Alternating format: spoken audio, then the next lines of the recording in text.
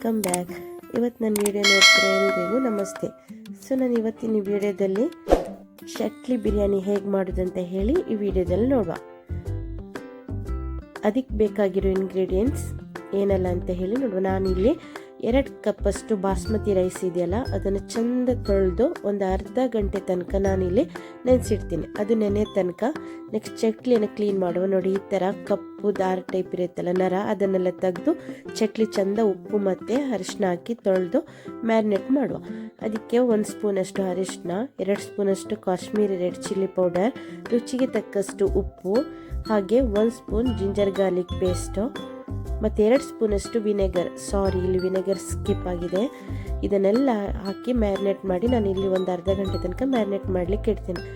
Next gas ಮೇಲೆ ಒಂದು ಕಡಾಯಿ ಇಟ್ಟು ಅದಕ್ಕೆ ನೀರು ಹಾಕಿ ಒಂದು 4 ಏಲಕ್ಕಿ, 4 ಲವಂಗ, 3 ಚಕ್ಕೆ, ಹಾಗೆ ಬಿರಿಯಾನಿ ಎಲೆ, ರುಚಿಗೆ ತಕ್ಕಷ್ಟು ಉಪ್ಪು ಮತ್ತು ನಿಂಬೆಹಣ್ಣಿನ ರಸ, ಒಂದು 1/4 ಕಪ್ಪಷ್ಟು ಕುಕ್ಕಿಂಗ್ ಆಯಿಲ್, ಯಾವ್ದು ಬೇಕಾದರೂ ಇರ್ಬೋದು. ಕುಕ್ಕಿಂಗ್ ಆಯಿಲ್ ಸ್ವಲ್ಪ ಹಾಕಬೇಕು, 1/4 ಕಪ್ಪಷ್ಟು ಹಾಕಿ ನೀರು ಒಳ್ಳೆ ಬಾಯ್ಲ್ ಆಗ್ಲಿಕ್ಕೆ ಬಿಡಬೇಕು. ನೀರು ಒಳ್ಳೆ ಬಾಯ್ಲ್ ಆದಮೇಲೆ ನಾನು ನೆನೆಸಿಟ್ಟಿದ್ದ ಅಕ್ಕಿ ಇದೆಯಲ್ಲ ಅದನ್ನೀಗ ಹಾಕ್ತಿದ್ದೀನಿ.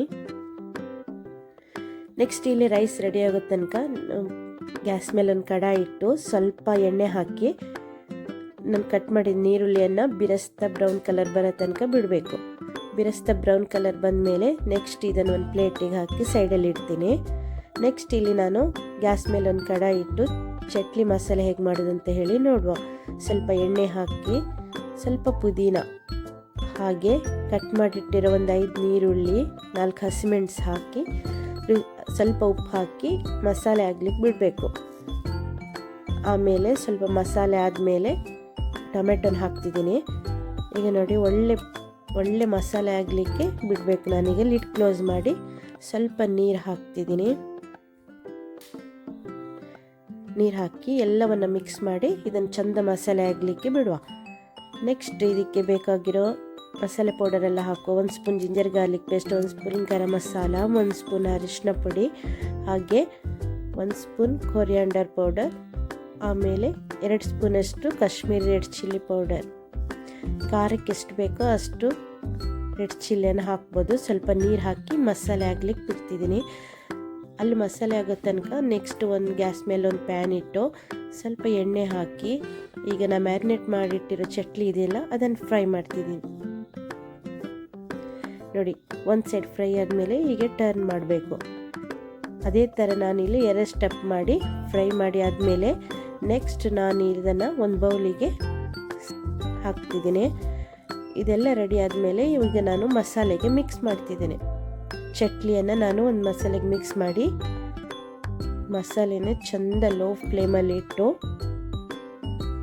ಈಗ ನೋಡಿ ಅದ್ರ ಮೇಲೆ ಕೊತ್ತಂಬರಿ ಸೊಪ್ಪನ್ನು ಹಾಕಿ ಈಗ ಲಿಡ್ ಕ್ಲೋಸ್ ಮಾಡಿ ಇಡ್ತೇನೆ.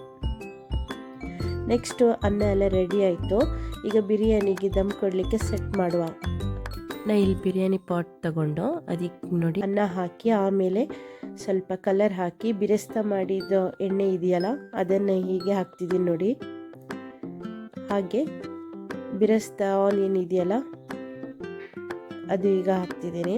ಆಮೇಲೆ ಕೊತ್ತಂಬರಿ ಸೊಪ್ಪು, ಪುದೀನ ಸೊಪ್ಪು ಇದ್ದರೆ ಈಗ ಅದ್ರ ಮೇಲೆ ಹೀಗೆ ಸ್ಪ್ರೆಡ್ ಮಾಡ್ಬೋದು. ಇದೇ ಥರ ಸ್ಟೆಪ್ ಬೈ ಸ್ಟೆಪ್ ಮಾಡಿ ಲಾಸ್ಟ್ ಸ್ಟೆಪ್ಪಿಗೆ ಇದೆಯಲ್ಲ ನಾವು 1 ಸ್ಪೂನಷ್ಟು ತುಪ್ಪವನ್ನು ಈ ಥರ ಸ್ಪ್ರೆಡ್ ಮಾಡ್ತಿದ್ದೀನಿ. ಇದೇ ಥರ ಸ್ಪ್ರೆಡ್ ಮಾಡಿ ಲೋ ಫ್ಲೇಮಲ್ಲಿ ಲಿಡ್ ಕ್ಲೋಸ್ ಮಾಡಿ ಒಂದು 15-20 ನಿಮಿಷದ ತನಕ ಲೋ ಫ್ಲೇಮಲ್ಲಿ ಇಡಬೇಕು. ನೋಡಿ, ಈ ಥರ ಎಲ್ಲಾದರೂ ಹೋಲ್ ಇದ್ದರೆ ಕ್ಯಾಪಿಗೆ ಫಾಯಿಲ್ ಪೇಪರನ್ನು ಹೀಗೆ ಕ್ಲೋಸ್ ಮಾಡಬೇಕು. ನೋಡಿ, ನೆಕ್ಸ್ಟ್ ನಮ್ಮದು ಚಟ್ಲಿ ಬಿರಿಯಾನಿ ರೆಡಿ. ಇದು ನೋಡಿ ಪ್ಲೇಟಿಗೆ ಸರ್ವ್ ಮಾಡ್ತಿದ್ದೀನಿ. ಸೊ ನನ್ನ ರೆಸಿಪಿ ಇಷ್ಟ ಆಗಿದ್ದರೆ ಪ್ಲೀಸ್ ಒಮ್ಮೆ ಟ್ರೈ ಮಾಡಿ, ಫ್ಯಾಮಿಲಿ ಫ್ರೆಂಡ್ಸ್ ಎಲ್ಲರಿಗೂ ಶೇರ್ ಮಾಡಿ ಆ್ಯಂಡ್ ಸಬ್ಸ್ಕ್ರೈಬ್ ಮಾಡಿ. ಇನ್ಶಾಲ್ಲ ನೆಕ್ಸ್ಟ್ ವಿಡಿಯೋದಲ್ಲಿ ಸಿಗ್ತೇನೆ.